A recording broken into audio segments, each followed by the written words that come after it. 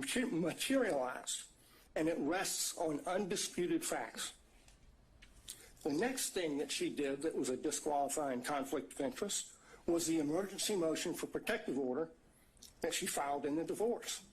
I filed a certified copy of that as Exhibit 37. She sought a protective order under the Apex Doctrine on the grounds that she's the DA. The whole filing is expressly predicated on her status as DA. In fact, she never lets you forget it. She says it 27 times in 12 pages. In that filing, speaking as DA, she said, the circumstances, quote, suggest that defendant Joycelyn Wade is using the legal process to harass and embarrass District Attorney Willis, and in doing so is obstructing and interfering with an ongoing criminal investigation. In the prayer for relief on page 11, she asked for 6 months to, quote, complete a review of the filings in the instant case, investigate and depose relevant witnesses with regard to the interference and obstruction this motion contends. There's no sugarcoating it.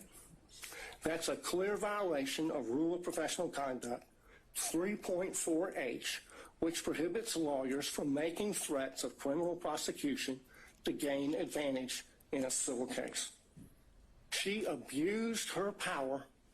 She abused her position to threaten her boyfriend's wife with criminal prosecution to gain advantage for herself and her boyfriend in her boyfriend's divorce.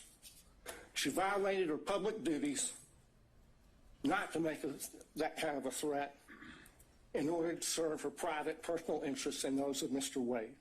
Another actual operational conflict. The last category is the conduct of the defense of this hearing. There were a lot of objections made based on attorney-client privilege during Mr. Bradley's testimony. Most of those objections were made by the state. But the privilege being asserted does not belong to the state. It belongs to Mr. Wade. That shows that the DA's office is serving the personal interests of the DA and Mr. Wade in carrying out further concealment and cover-up of their relationship, and not the cause of justice they are sworn to serve. That is a conflict of interest.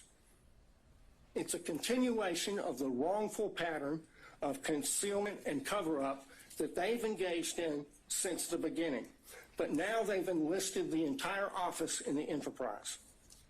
In the written response to the motion to disqualify, they said this, and I quote, "To be absolutely clear, there is no evidence that D.A. Willis derived any financial benefit from Mr. Wade." That's on page 15. Flat out false. 10 lawyers in this case put their name on that, starting with the DA. So throw another log on the bonfire of conflicts of interest.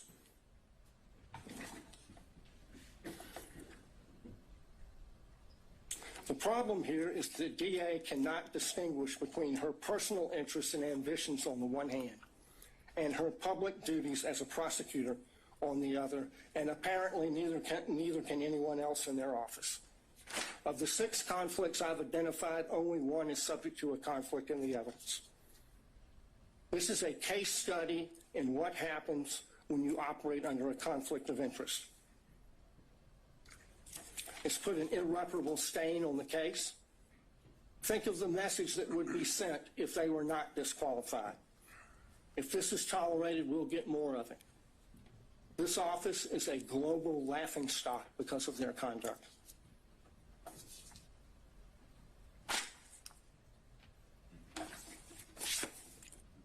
They should be disqualified and the case should be dismissed. Your Honor, there's not much oxygen left in the room. We delineated the times based on the whole presentation. Would Your Honor consider some time for us in rebuttal? No. Okay, well then, could I reserve what I had 5 minutes for rebuttal? Sure, that's fine. All right, thank you, Your Honor. All right, let's take a quick 5, and we'll be back at 2:40-ish to hear from the state. Thank you.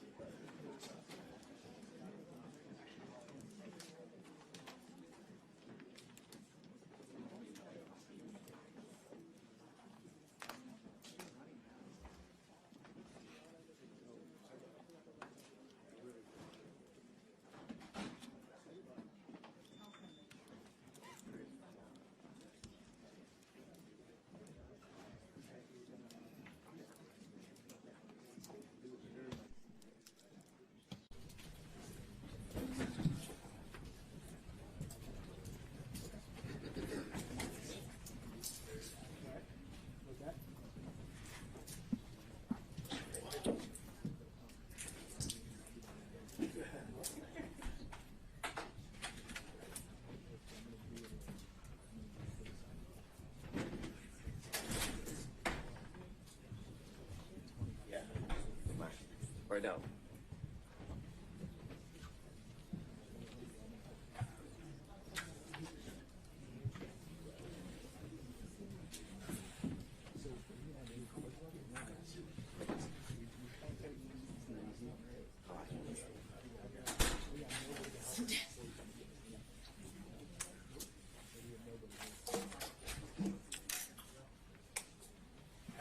Sir?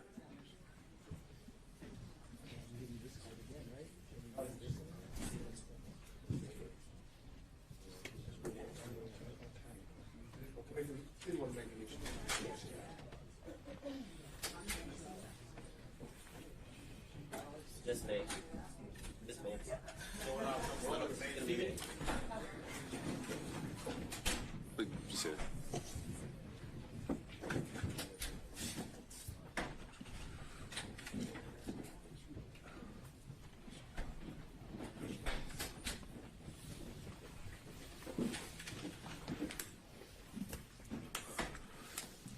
All right, we're back on the record. Stay ready. Yes, Judge. I just been trying to get to where I can share my screen. We need to add you as a host then. What's your profile name on the Zoom? Your screen name on the Zoom. Adam Abadi. All right, just making sure. Bear with us. Do you need it right away? No, I can start without. All right, floor is yours. So good afternoon, Your Honor. I want to start with some of the things that were addressed over the last hour and a half. First, beginning with something Mr. Merchant referenced as it related to the comments that the state made in regards to the good faith basis in which was submitted to the court, in which defense counsel claimed the evidence would show.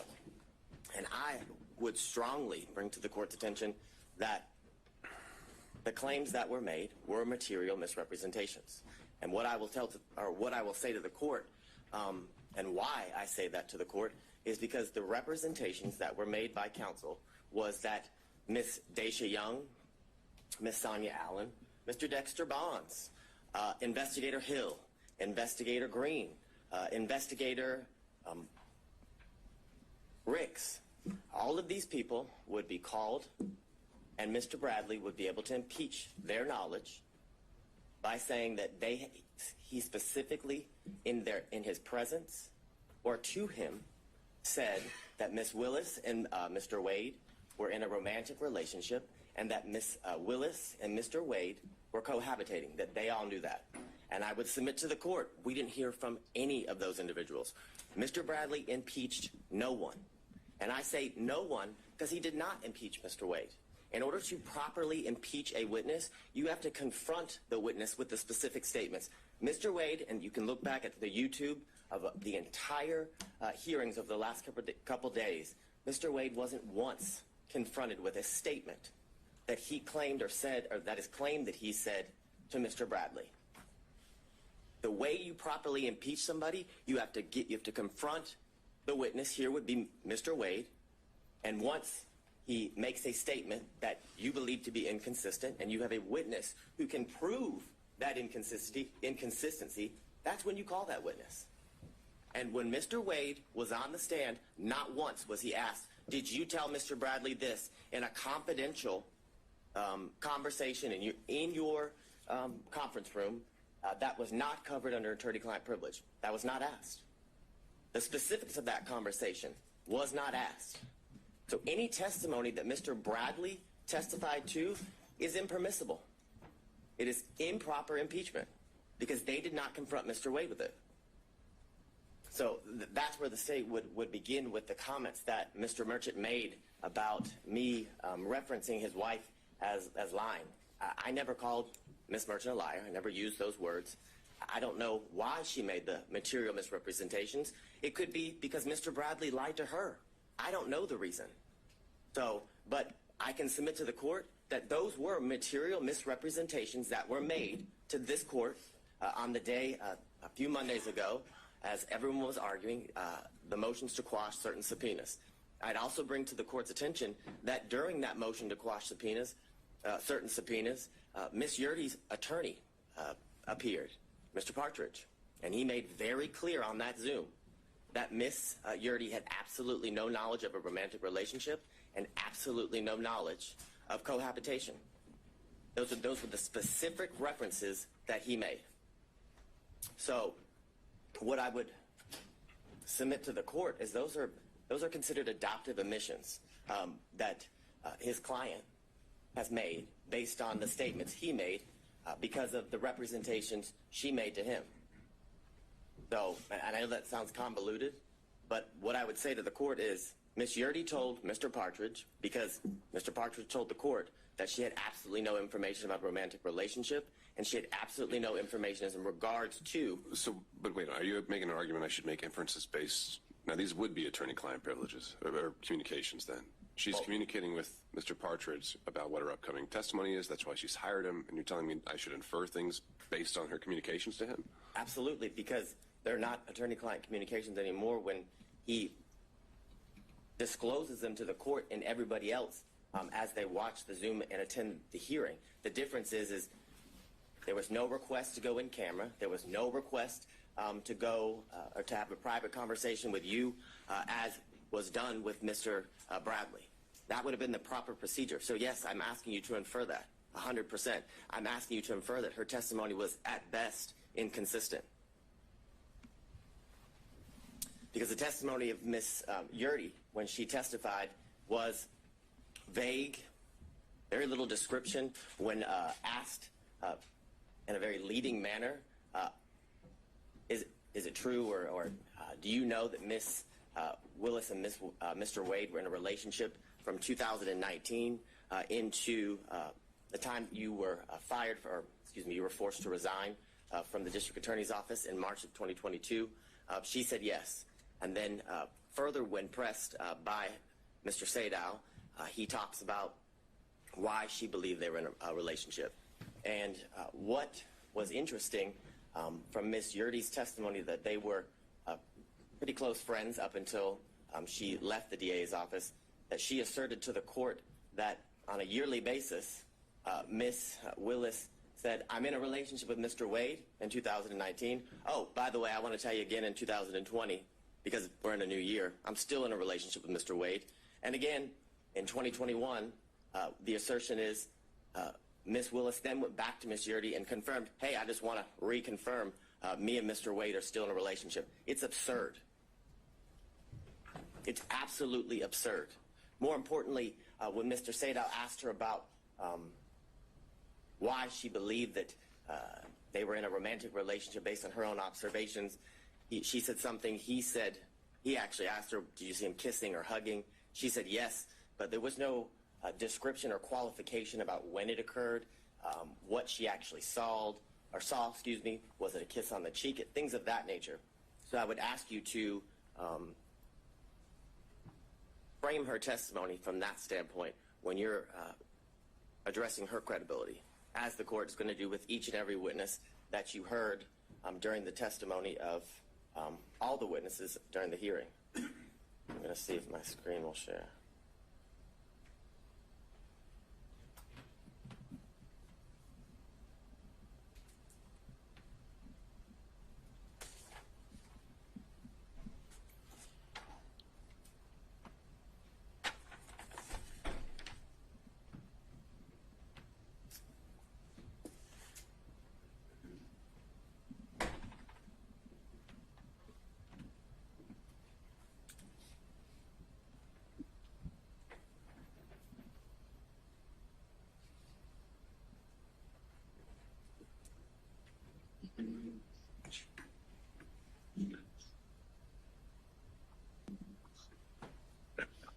Now, I want to talk a little bit about the standard and the burden here in this instance as it relates to defense counsel and the claims that they have made in the motion to disqualify.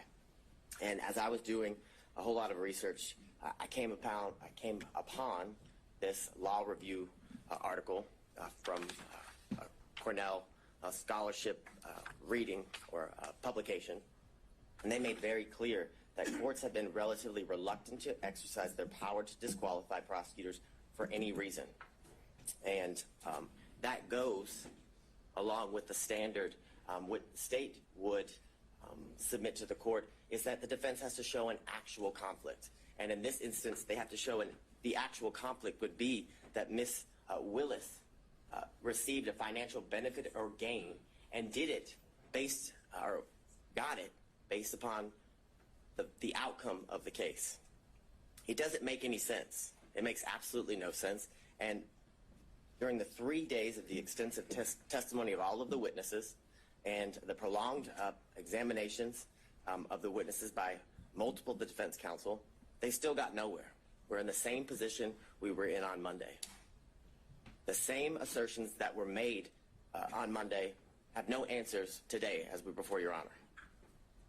They were not able to provide any evidence as to, or to the contrary, of Ms. Willis and Ms. Wade's assertions of when their relationship began. There's absolutely no evidence that contradicts that the relationship did not begin later than or around March of 2022, Your Honor. I'd further submit to the court, because of this failure, that their assertion or their request that, one, the indictment be dismissed. There's absolutely no evidence that the defendants in this case, their due process rights, have been harmed in absolutely any way. There was zero evidence. Not a single shred of evidence was produced through any of the exhibits or the witness testimony showing how their constitutional rights, their due process rights, were at all affected by the relationship that began in March of 2022 with Ms. Willis and Mr. Wade. And because of that, the motion to disqualify should be denied, and Ms. Willis, as the District Attorney of Fulton County, and Mr. Wade, as the special prosecutor assigned to this case, should be allowed to remain on this case and continue to prosecute the case to the end, Your Honor, until the trial is set by the court and is to begin. Now, the issues, obviously, you've heard a lot from defense counsel as to what the issues are for you to, I guess, determine. And here it would be the state's contention is that you must find that there's an actual conflict if you were or are to come to the conclusion that you should disqualify Ms. Willis and the District Attorney's Office. And looking at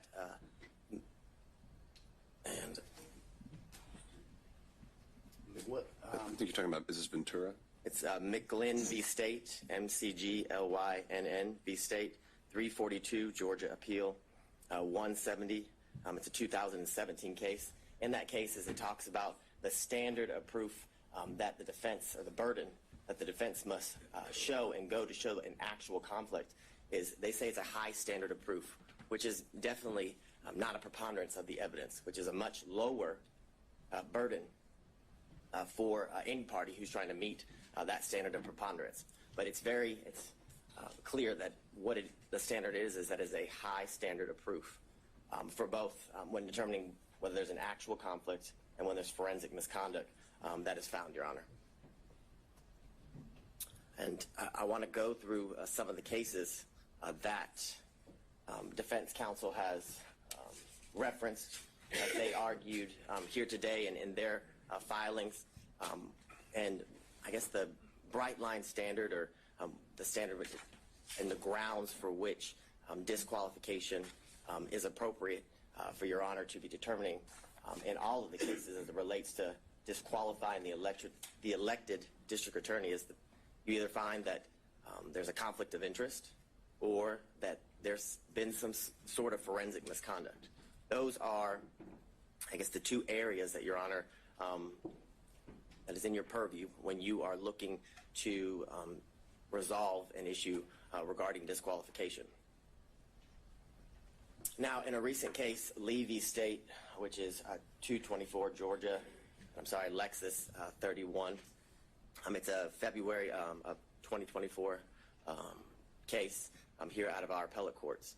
And in that case, Justice Pinson wrote that a trial court did not abuse its discretion by failing to disqualify an assistant district attorney absent an actual conflict of interest. And that is the case that was ruled on by the Georgia Court of Appeals about a month ago, Your Honor. Now, the cases in which defense counsel have relied on in their briefs and here today, I would submit to the court the cites are misleading, are inapplicable, and some of them actually support the state's position. And what I would say to you is that the defendants, in many instances, combine language from the multiple cases and kind of what I would say is misstates the law as it relates to what the law or what is required in order for an elected district attorney and their office to be disqualified. And what I would submit to the court is... Let's go back to that. Show me how. Yes. Show you how. So I think the first one they cited was battle versus the state. Certainly a conflict of interest or the appearance of impropriety would be the grounds of disqualification. Well,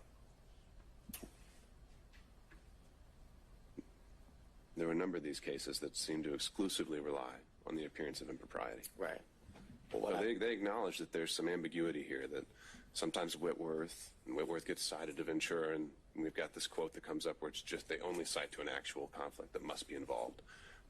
They acknowledge the ambiguity. You're saying there's no ambiguity whatsoever. I am saying that, and why I am saying that, why I would submit that to the court, is in all of those cases, they do reference the appearance of an impropriety, but they reference that because they also find there's an actual conflict in each one of those cases. So your position would be, your review of the case law, there's never been an appellate opinion that relied only on an appearance of impropriety. As it relates to a prosecutor or district attorney, yes, that is what I'm saying. What I would say is in those cases, they do reference the fact that there is an appearance of impropriety, but they reference that fact because when you have an actual conflict, there's always an appearance of impropriety. And those are what those cases stand for. And I guess that is the main example of what I reference as they kind of combine the language from separate and different cases and tell you that the standard is an appearance of impropriety. And I would submit to the court that is not the standard.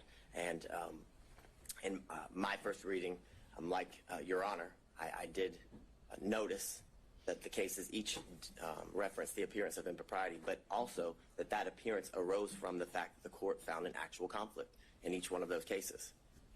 So I won't belabor the point in going through all of the cases that the defense had cited, but what I would submit to the court in reading those cases is that I found that they kind of fell into 5 categories, that some that didn't concern disqualification at all, some that determined or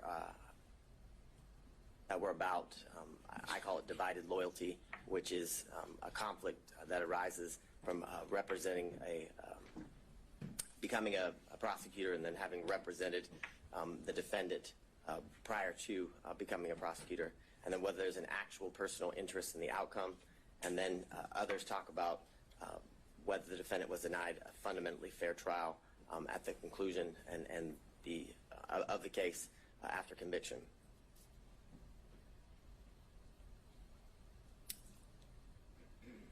And these are some of the cases that defense counsel had cited within their brief that had absolutely no application to the issue that we're here before Your Honor today. The first, McIver v. State, has nothing to do or has nothing related to the disqualification of anyone. I mean, I think some of these are just relating to kind of aspiring for broad language about standards to prosecutors. So point taken there. But if they're more... All right, keep going.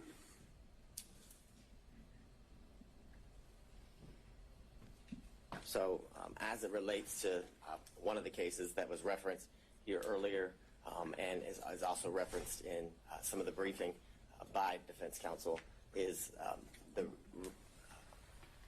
Regested v. State, which is 287 Georgia 542, and all of the cases that fall under this, what I would call category, is about a attorney who formerly prosecuted a defendant in I guess the same type of case or the same case or similar charges, and that would be why the courts the courts found that disqualification would be necessary because of the relationship that existed between the former client and the now person who's being prosecuted, Your Honor.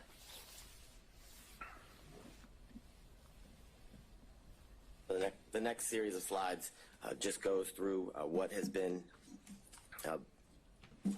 addressed as it relates to the standard that is required when dealing with the issue of disqualification, and the state would contend and submit to the court that the defense must show an actual conflict in order to have the district attorney disqualified, and that actual conflict has to be in the form of showing that Ms. Willis, in this instance, received a financial benefit or gain in relation to the outcome of the case. Like many of the cases that involve personal interest, Your Honor, it's all based on a contingency fee, where how much they're paid, or a bonus, for example, is dependent upon the outcome of the case. That's how one is to show that there's a personal interest in the case. We have none of that here. And I would submit to the court, we have absolutely no evidence that Ms. Willis received any financial gain or benefit.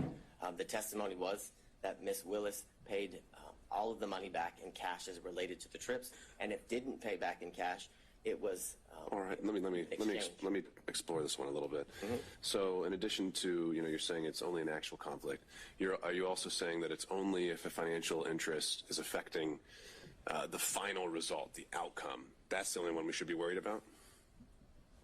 Or is it that the prosecution as a whole is what we should be looking at in terms of a stake? So what I'm thinking of, I'm just going to try and come up with some hypos here. What if ADAs are given a bonus for every motion to suppress they win, $1,000 per Fourth Amendment claim they win? Well, now they've got an incentive, if one of their officers is lying, not to tell you about it, because they want to win that motion to suppress. But maybe that doesn't affect the outcome, because you can win a motion to suppress or lose it, and that doesn't decide whether it's going to be a guilty or not guilty verdict. But doesn't that affect the prosecution of the case, if not the outcome? Yes, I would definitely agree that would be an instance where disqualification would be necessary and appropriate, because it's a situation that involves a contingency fee, and I would submit to the court that it actually does end up affecting. It could, based on how important the motion to suppress is, right? But if it's some immaterial, I don't know. But I guess, so you're saying it's maybe not so much just whether it's a guilty or not guilty dismissal, no pros at the end of the day. It is actually the conduct of the prosecution that should be looked at throughout the course of the prosecution. Correct, as it relates to how it affects the prosecution, which I would submit to the court ultimately is going to affect the end outcome of the case. If you have a contingency fee based on winning, or how, if you win a motion to suppress, and if you win, you get, a bonus, as Your Honor referenced. I think that is ultimately going to affect the end outcome of the case, because, as Your Honor just said, if there's an instance where an officer's lying, or that where there isn't a good faith to go forward with that motion, the prosecutor would go forward with regardless, because of the contingency fee, which not only affects the prosecution at that point of the proceedings, but ultimately is going to affect the entire case, because if they were to win a motion to suppress, or I guess the motion would be denied and the evidence wasn't suppressed, knowing that they didn't have a good faith basis to go forward affects the ultimate outcome of the case. So I think it's twofold, as Your Honor has referenced. I think it's at that part of the procedure of the proceedings would definitely qualify for a reason necessary to disqualify a prosecuting agency, but ultimately that action during the procedure will lead to the ultimate outcome of the case being or hinging upon a contingency fee like the ones in the cases referenced by counsel and the state that are on the screen. So getting into the language again, which you just had up there with greater amusements and amusement sales. Greater amusements is one of those. You refer to the appearance of conflict as dicta. Why do you think that's dicta? I think the quote from that one is, it guarantees at least the appearance of a conflict of interest. Why is that dicta? It seems very central to the holding in the case. Because I don't disagree with Your Honor, but in that case, an actual conflict was found, and the appearance. They didn't find that. I would disagree with Your Honor. My reading of the case is that an actual conflict was found, but because of that actual conflict, an appearance of impropriety was seen, and that's the reference, or why the state referenced that case in relation to the argument that an actual conflict is required.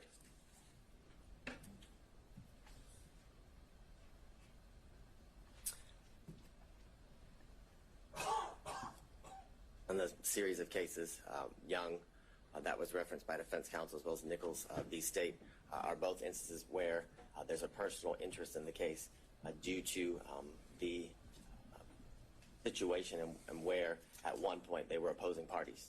And of course there's a personal interest or stake as it relates to prosecuting an opposing party in a civil claim, which are what both of those cases reference, which shows that there's an actual conflict of interest that relates to the personal gain of the specific prosecuting agency.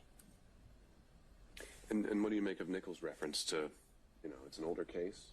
Sometimes the language can be what we're not accustomed to seeing, but there's, they refer to the metaphor of Caesar's wife, and generally when that's used as a ethical standard, that's something that goes beyond just an actual conflict, right?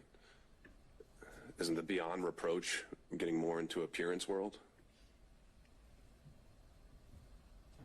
Is it getting beyond? No, isn't getting into the appearance aspect of things when we're talking about Caesar's wife. But I think it goes beyond that based on the language of the holding in that case, where it literally says that the individual had a personal interest in obtaining a fee by forcing a settlement in the civil case and using the criminal case as leverage. So that's not an appearance of impropriety. That is an actual conflict of interest in which arises because of the individual's personal stake in the end outcome of the case, Your Honor. So that's how I would differentiate, I guess, the representations of defense counsel as it relates to the standard or the burden that must be shown, and why the state would submit to the court, and the most recent ruling out of the Georgia appellate courts that an actual conflict is required to be shown. So I'm going to skip through these series of slides. You've heard all about Whitworth.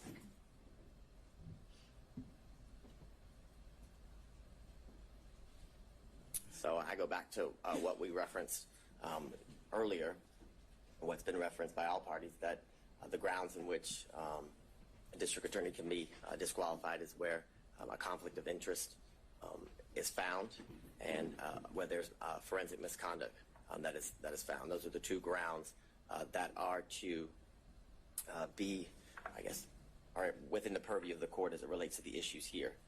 And again, I go back to the most recent case that was Justice Pinson wrote about, and that it must be that by failing to disqualify the assistant district attorney absent an actual conflict of interest. I think the language there is very clear, and I think it's very controlling, and I think it's purposeful, I would submit to the court, because an actual conflict of interest is what is required in order for a district attorney to be disqualified, because the cases make very clear, and through the precedent relating to this issue, that a disqualification of a district attorney is the last, for lack of better words, ditch effort that should be exercised as it relates to the court in curing certain conflicts that may arise. I think the case law is very clear that every effort is supposed to be made instead of, or I guess in lieu of, disqualifying the district attorney unless an actual conflict of interest is what's found, Your Honor. Is not a speculative word. That's not speculation. That's a definitive statement.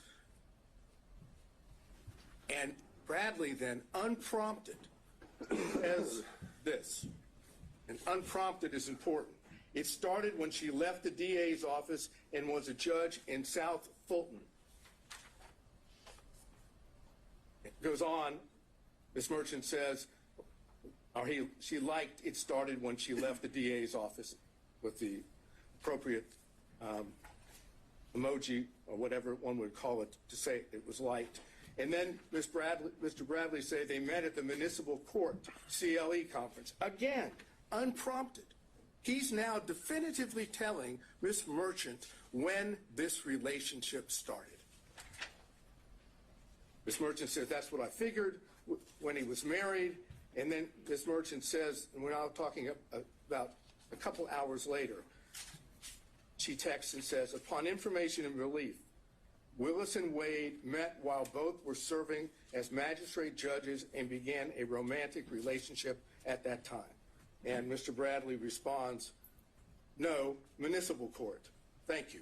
Doesn't say it didn't start then. He doesn't suggest that she's wrong, other than magistrate court municipal.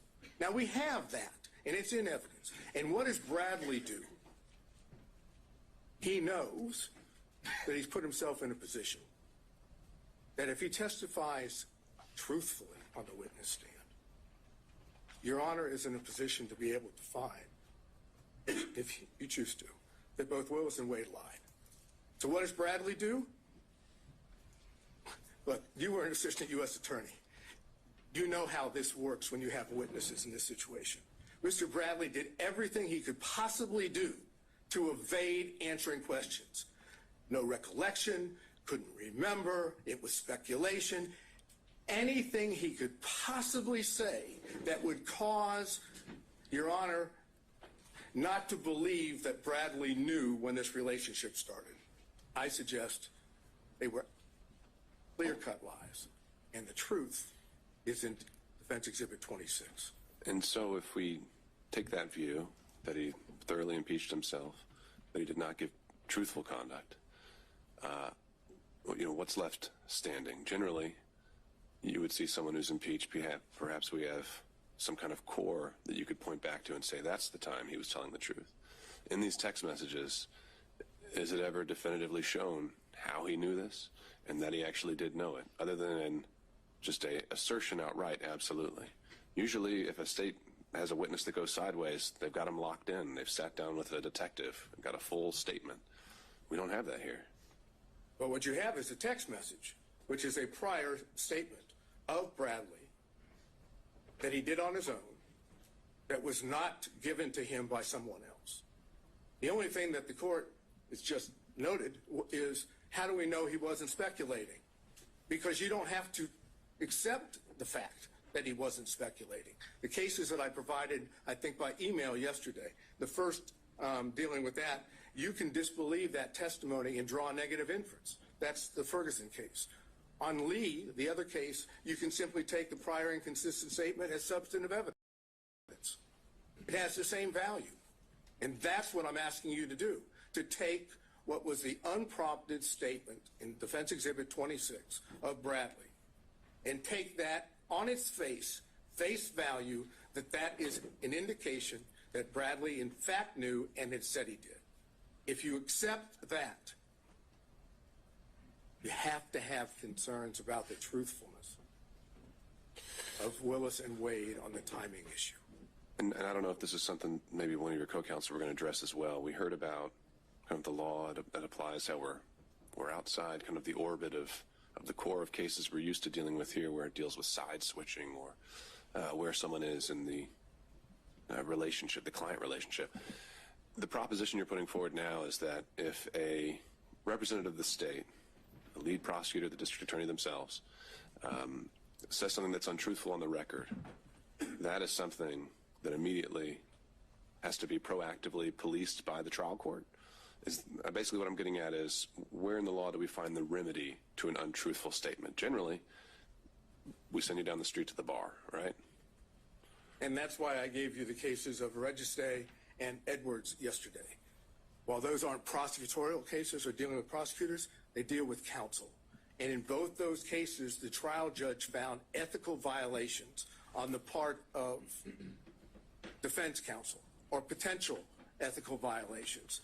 Went through the ethical violations and said, based on that, you're disqualified. You cannot be the attorney of record in this case. What's good for the goose is good for the gander. If defense counsel can be kicked off of a case because of ethical violations, I suggest the same thing can happen for prosecutors when the ethical violations deal with truthfulness, candor to the court, extrajudicial statements. Those are the things that this court can rely upon and say, based on those, again, I find an appearance of impropriety. Where would be the limiting principle? The district attorney signs every indictment assigned to this courtroom. No. Does that mean she's off every case? No, it would be when the... If I found that she's untruthful, is that what you're kind of suggesting, though? You don't have to find, again, I'm not saying you have to find she was untruthful or that Wade was untruthful. You don't have to make a finding of fact that they lied. All you have to do is make a finding of fact that you have genuine, legitimate concerns about their credibility, about their truthfulness. And once you find that, then you can apply Registe and Edwards. Well, but it's the same principle, though. If I have genuine concerns about her truthfulness on a particular occasion, how do those not spill over into every criminal case a district attorney brings? Well, it's because she testified under oath, and so did Mr. Wade. They didn't have to testify falsely. They could have testified truthfully. They could have indicated that the relationship, the timing was in fact before Mr. Wade was hired. They chose not to.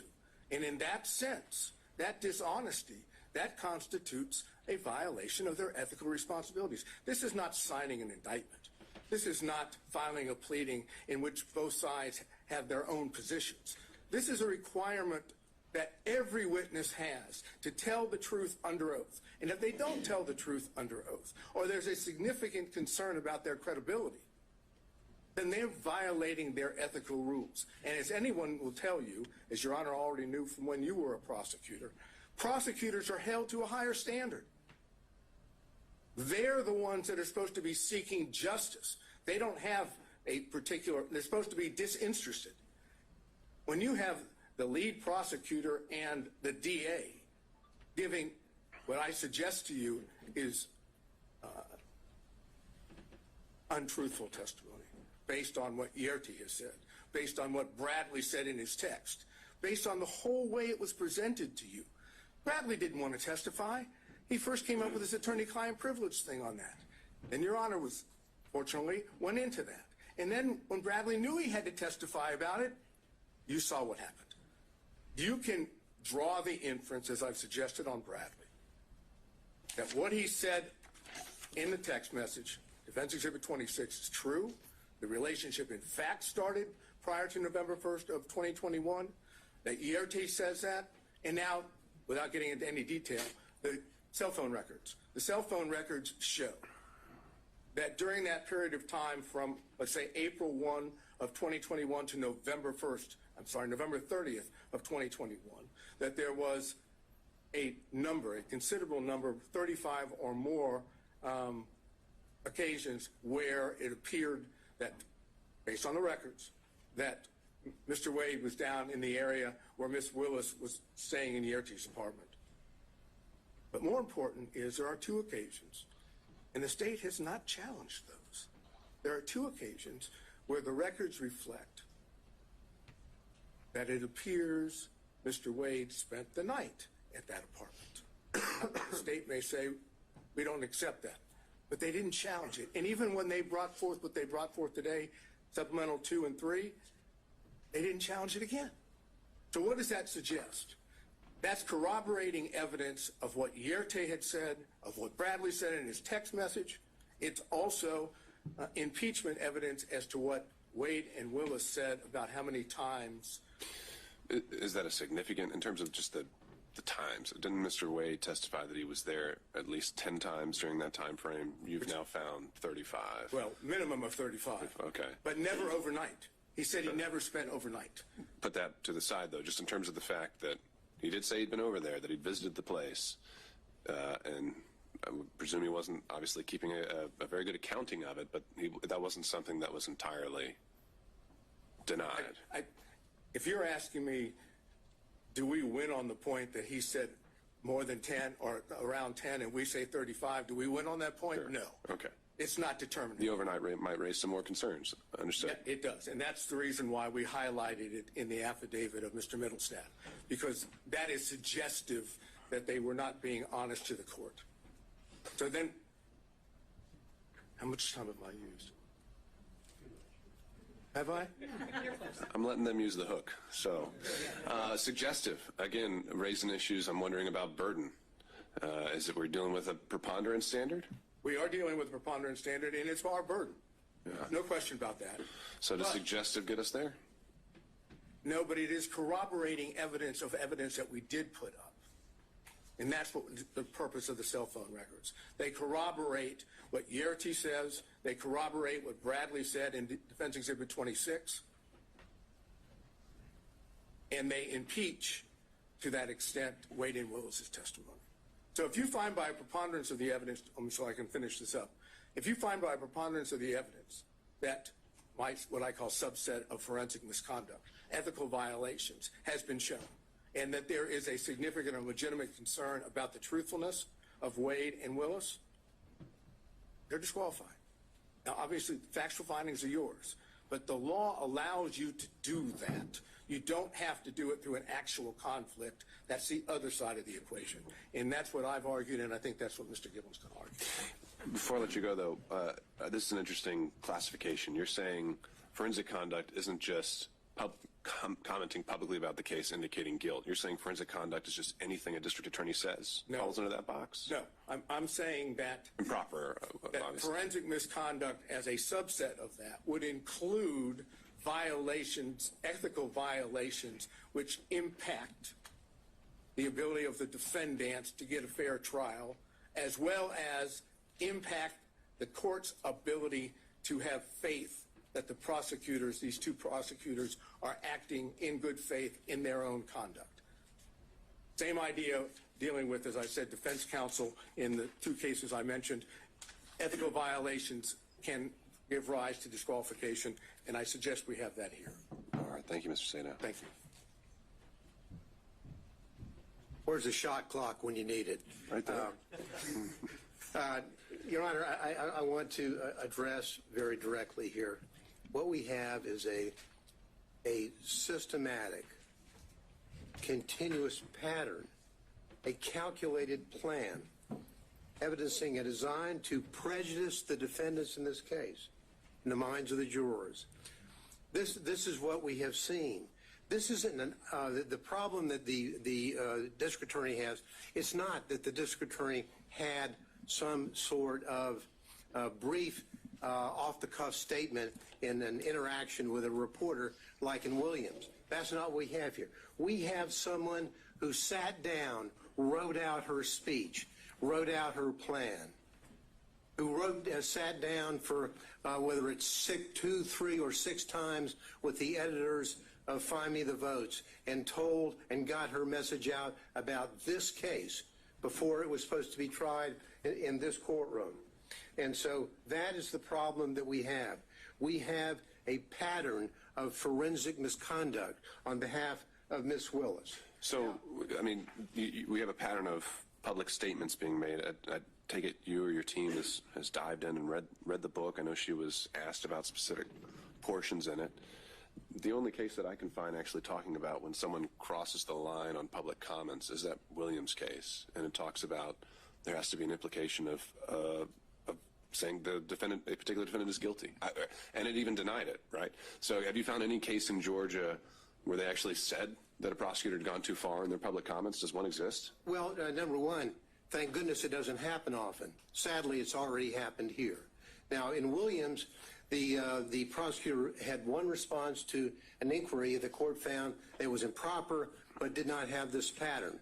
Now, it doesn't necessarily mean a comment about the quote guilt or innocence, although that was the pattern in Williams. It's the improper comments by a prosecutor. For example, in Williams, they cite the nature and consequences of forensic misconduct in prosecution of criminal case, a 1955 Columbia Law School article, and how prophetic that was.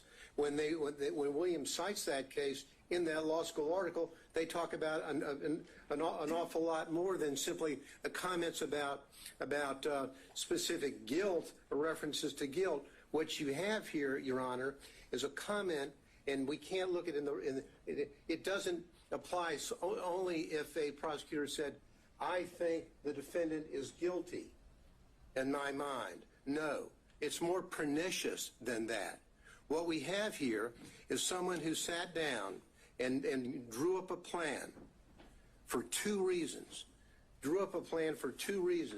And what she did reminds me of what the court in Estes v. Texas talks about, and that is that pretrial can create major problems for a defendant, indeed more harmful than publicity during a trial, for it may set the community opinion as to guilt or innocence. That's what we have here. That's exactly what we have. And the court in Estes talks about the power of the television camera. So what do we have, and what did this prosecutor do? What she chose to do is sort of what was criticized by the Supreme Court in Shepard v. Maxwell. Legal trials are not like elections to be won through the use of meeting halls, the radio, or the newspaper. That's exactly what we have here. What we have is a deflection. What this is all about is more insidious than just making the comments that she's made. It's a deflection.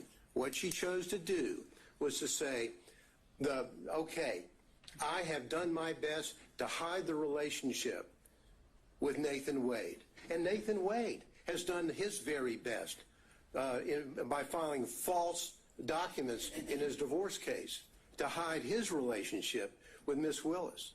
Now, and so what did they do?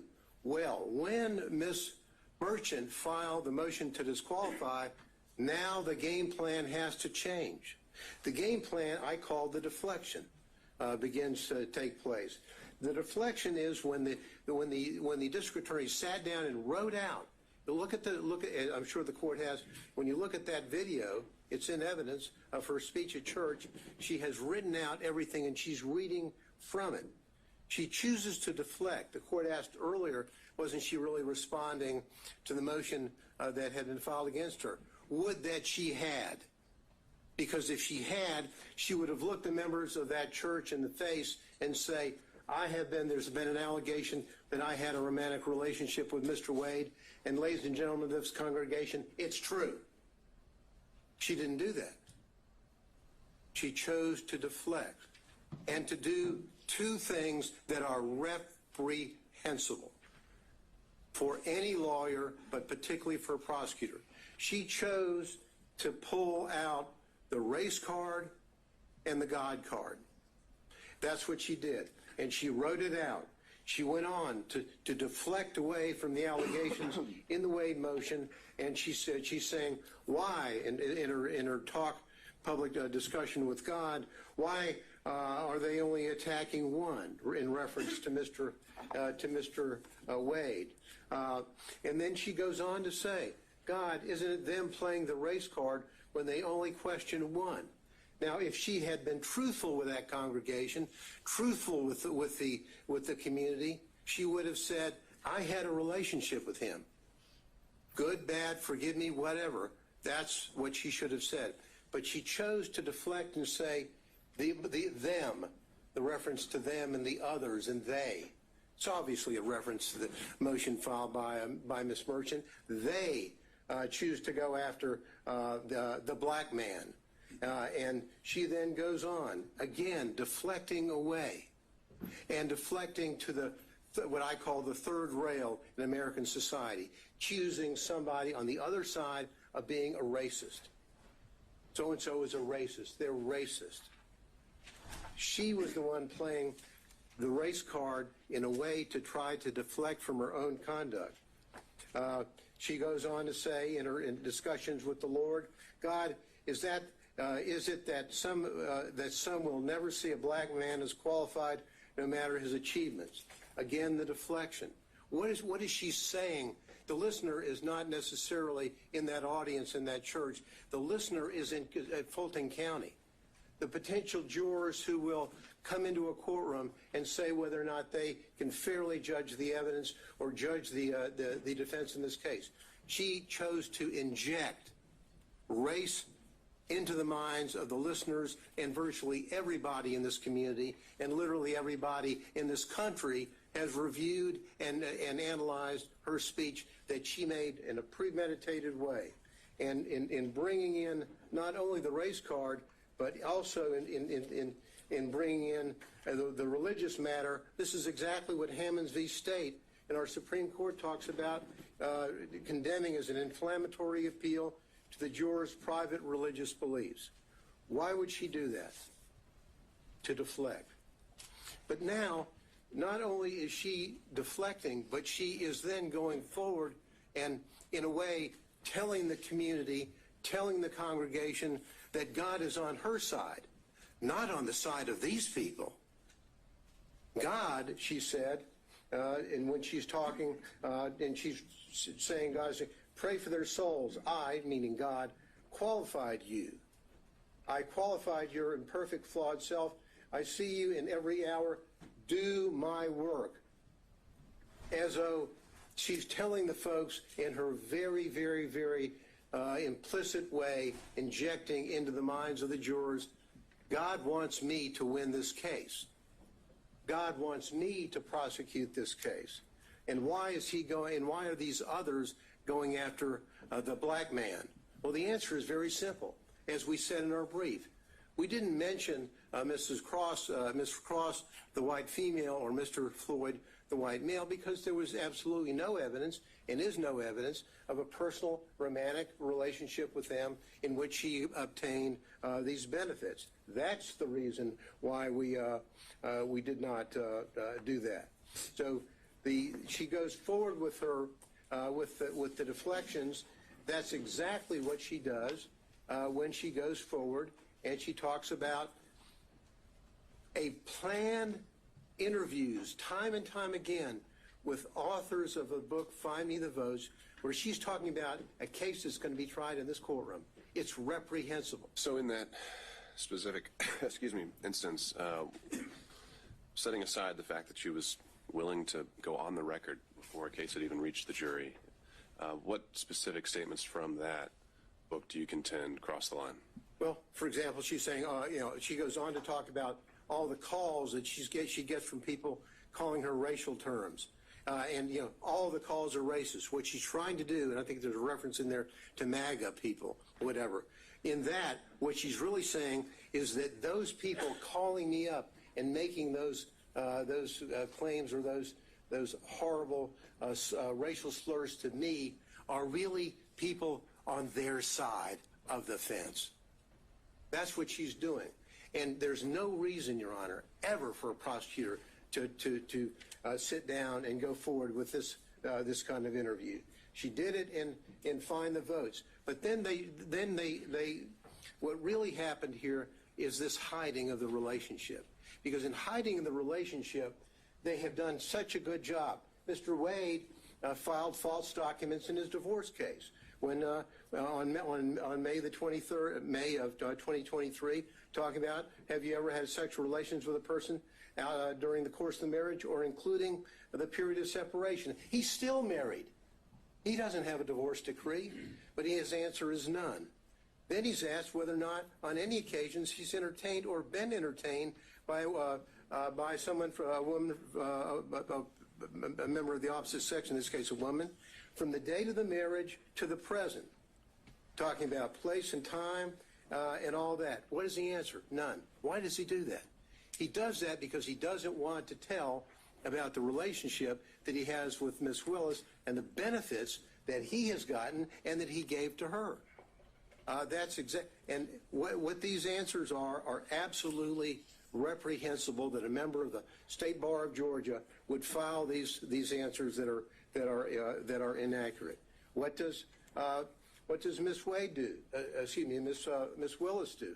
Miss Willis, on her financial report, on whether or not she has gotten anything of $100 or more in value from a prohibited source. The court asked earlier about what a threshold might be. Well, for the financial report, it's $100. That's it. She doesn't report any of all of the benefits that she received from Mr. Wade. All the trips, all the entertainment, the 3 nights in the luxury suite in Aruba, all of that, none of that is here. And they say, oh, well, maybe it all balanced out, even though I can't prove it with the cash. Well, that's like saying, did I give the court a Christmas present? Well, maybe I gave the court a Christmas present, and the court gave me one back. If the court has to fill out a form whether you got a Christmas present from anybody, you say, I got one from Mr. Gillen. You don't say, nah, well, I gave him one back, so it really evens out. They're false reports. And because they're false, what they had to do is they had to say, uh-oh, Ms. Merchant has caught us. And so what we're going to do is we're going to get, in our response, we're going to get Mr. Wade to file a false declaration, which he does. His declaration in this case is false. And the evidence showing that that is false as it relates to the timing, and the court asked earlier, why does it matter, if the relationship was before or after November 1, 2021? The answer is they think it's important, and frankly, I do too. Because when she's hiring somebody and she's not telling the people who are going to be paying the tab up to $700,000, hey, I just hired my boyfriend who's taking me on a trip to the Caribbean and taking me down to Aruba and taking me to California. Hope you don't mind. No disclosure whatsoever. And the money flows off. But because they got caught, they then commit what I think is an additional component of forensic misconduct, and that is fraud on this court.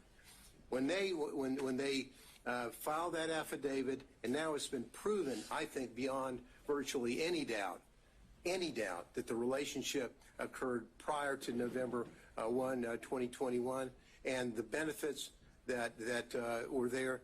And we don't have to run around. And I love we've got all the records showing from Mr. Wade about the payment for these trips, for the cruises, for the flights, all this stuff.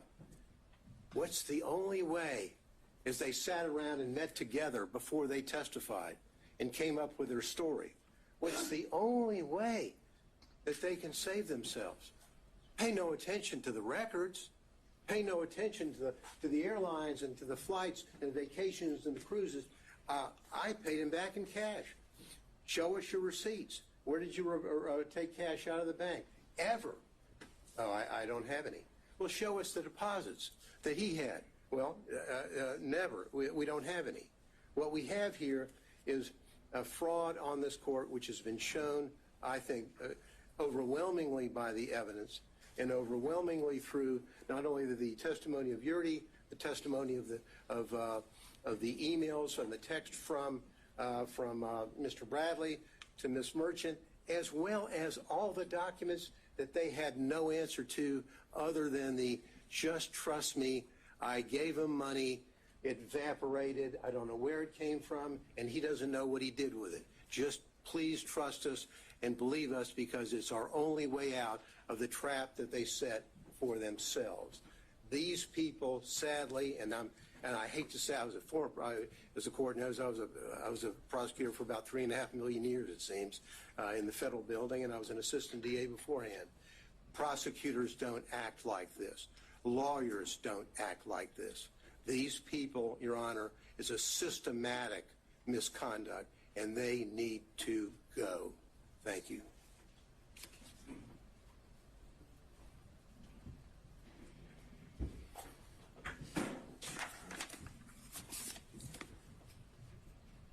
Your Honor, I'm going to cover a few factual details without overly rehashing what has already been said. During the pendency of this investigation in this case, Mr. Wade and Ms. Willis basically lived Robin Leach's lifestyle of the rich and famous. And they did this riding on the backs of the defendants in this case, funded by the taxpayers of Fulton County and the state of Georgia, with the money that was paid to Mr. Wade through the contract that Ms. Willis got him. That money flow, that is the personal interest that you asked about. She was personally benefiting from the position, from the job, from the scope of the investigation, from the scope of the indictment, and how they conducted it. And we know this, we know from the records that have been submitted before the court that Mr. Wade paid at least $17,095 towards this relationship. That does not even include the various dinners, the day trips that both Wade and Willis admitted to, so that number is likely even higher. We know from the documents that Ms. Willis only paid $1,394 for an airline ticket. We know from Ms. Yurdy, who was pretty much uncontested, there was no evidence presented by the state disputing her time frame, that relationship started in 2019. She saw them kissing, she saw them hugging. Now, whether or not they had sex before January of 2022, I do not know. They admitted sometime in early 2022, and I found it curious that they both, Wade and Willis, just went straight to the sex. So maybe that's when they started having sex. I do not know. But the relationship predated that. And their combined and overly suggestive focus on that is a red herring to this court and to the defense, that that's what they want you to focus on. They want you to ignore all the evidence that the relationship predated that. The relationship started in 2019. The relationship continued through 2020. The relationship continued through 2021. Looking at the cell phone communications, just in the first 11 months of 2021, over 2,000 calls, almost 9,800 texts. I don't even think love-struck teenagers communicate that much. The November 29th and November 30th escapade, phone call from Ms. Willis, between Ms. Willis and Mr. Wade, 11:32 that night. Shortly after midnight, the phone starts traveling down from where Mr. Wade lives and ends up where Ms. Willis is staying, and he's there until roughly 4:55 a.m. None of the excuses, none of the explanations that Mr. Wade gave, going to the Porsche experience, going to dinner, going to the airport, none of that explains that. I'm pretty sure the Porsche experience isn't open in the middle of the night. I'm pretty sure that there weren't any restaurants that he drove 30 to 45 minutes to go eat at in the middle of the night, right after he talked to Ms. Willis. Teenagers have a name for those kind of calls and those kind of escapades. I won't go into it. But the documentary evidence, the objective evidence, undercuts everything that both Wade and Willis said. When you look at Ms. Yurdy, again, she unequivocally said that relationship began in 2019. She saw physical evidence of a romantic relationship. Mr. Bradley, in the text messages, which are substantive evidence, said that that relationship began in 2019. Again, his January, temporary amnesia that somehow was triggered temporarily after Gabe Banks called him, we can question that. But we do have statements from him that specifically said that relationship predated Mr. Wade's appointment by Ms. Willis. You asked, well, in Mr. Wade, you asked what the materiality would be. How much is enough? Well, clearly 17,000 is enough. But Fulton County has told us, has told Mrs. Willis what the materiality is. It's $100 in a year. She twice signed declarations, certifications that she did not receive any gifts. And even under her strained explanation, there were monies, there were gifts, there were dinners, there were excess contributions flowing her way that exceeded $100. Her excuse, her explanation, well, I just paid it in cash. That just does not stand to reason. It does not hold up to the light of truth. Anyone that has ever been in a money laundering trial, a forfeiture trial, if that's the explanation we give the state, they laugh. Oh, I just gave cash. I have no records for it. I have no source for it. The only thing that she could say that was a source for the money, because at times she said she was down to $500 to $1,000. The only explanation she had is, well, sometimes I go to Publix and I may get an extra $50. That shows up on your debit card or your credit card. Did they bring those records in? No. Did they bring her bank accounts in? No. Did they bring any documentary evidence in? No, they did not. And why is that important, Judge? Yes, the burden is ours. But under OCGA 24-14-22, if a party has evidence in such party's power and within such party's reach, by which he or she may repel a claim, and they had that power, Ms. Willis had that power, Mr. Wade had that power, that they can repel the claim that we have made against them, but they admit to produce it, or if they produce weaker evidence, then you, as the fact finder, Judge, it is in your power to disregard that, and a presumption arises that that documentary evidence that is in their possession that they failed to produce supports our claim. And that is something that the state relies on regularly in criminal trials. And that is something that the court should rely on in this case when formulating its factual findings. And we know that both Mr. Wade and Ms. Willis have some difficulty expressing the truth when it comes to their relationship in these cases. We know Mr. Wade lied in his interrogatories multiple times. We know Ms. Willis falsely certified that she hadn't received any gifts from anybody. And Mr. Wade clearly was a prohibited source. He was someone doing business with Fulton County. Anything over $100 in a year, she had to put down, and she put zero. And it defies imagination that she could somehow forget about all these trips, all these dinners, all these day trips, and not put that money down. You had asked, I think it was Mr. Gillen, did she say in that church speech or anywhere else that the defendants were guilty? And I think she did in that church speech. She said in that church speech, and she was talking about a conversation that she apparently had with God, talking about herself. She said, this leader has a trial conviction rate of 95%.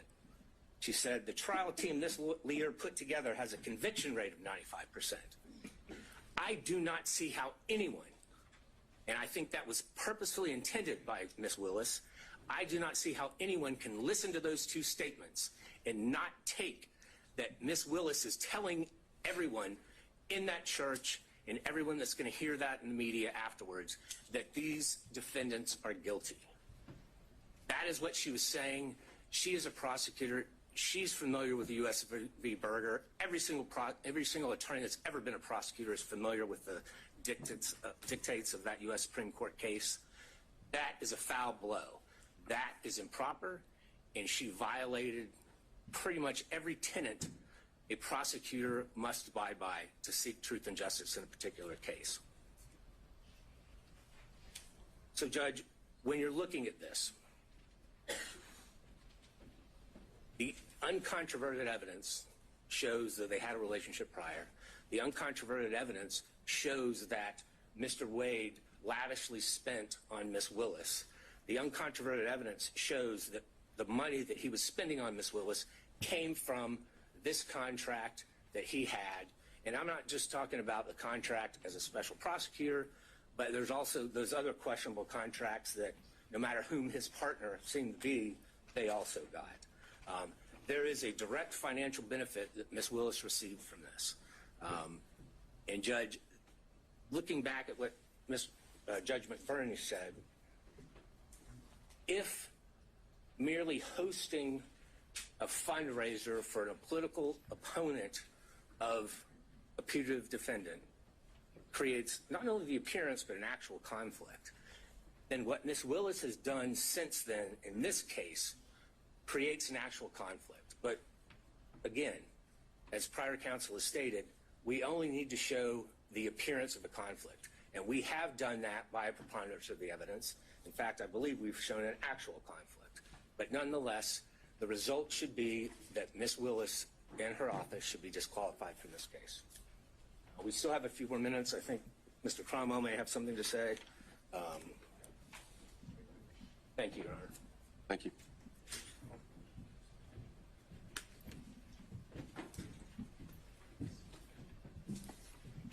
Good afternoon, Your Honor. Yeah. Harry McDougall for Mr. Clark. I'm going to talk further about conflicts, and I'm going to assume